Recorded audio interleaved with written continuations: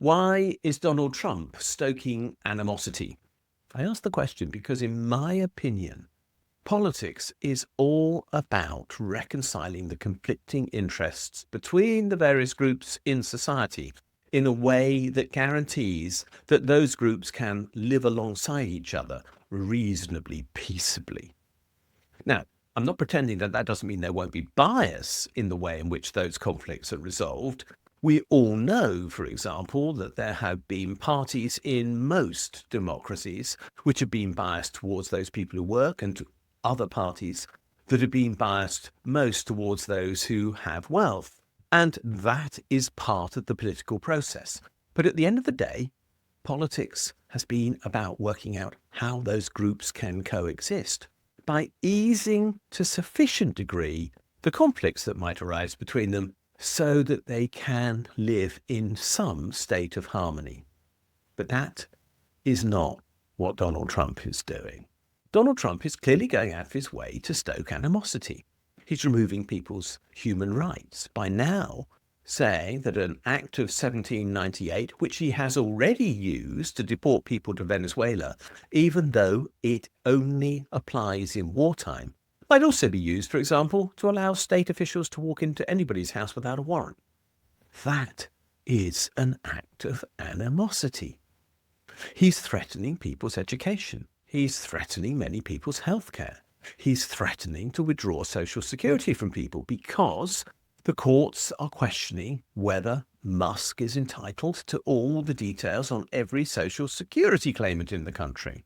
He is weaponizing the people of the USA into a conflict between the various interested parties in the country, of whom we can suggest Elon Musk and his billionaire cohort are one party, and pretty much everyone else in the USA is another.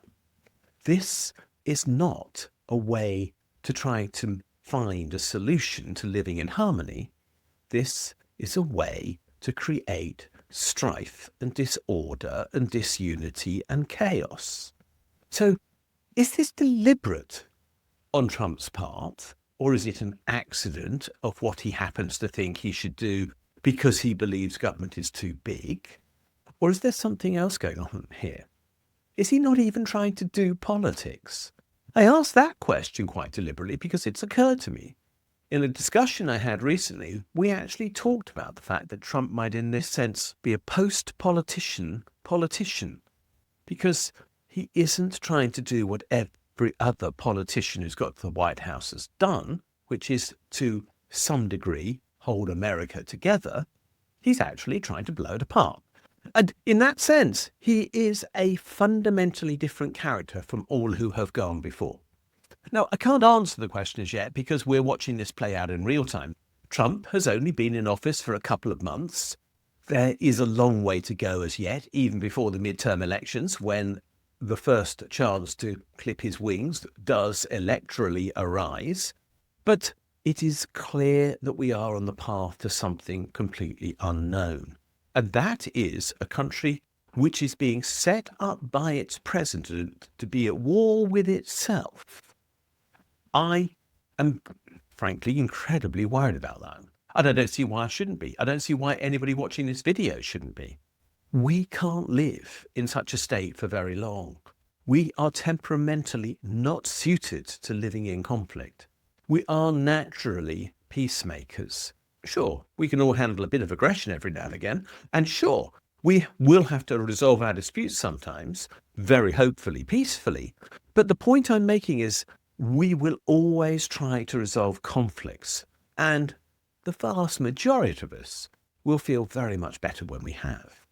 But there is no indication that there is some stable situation to which Trump is headed, where he will say, we've achieved our goals, we have got the outcomes we want.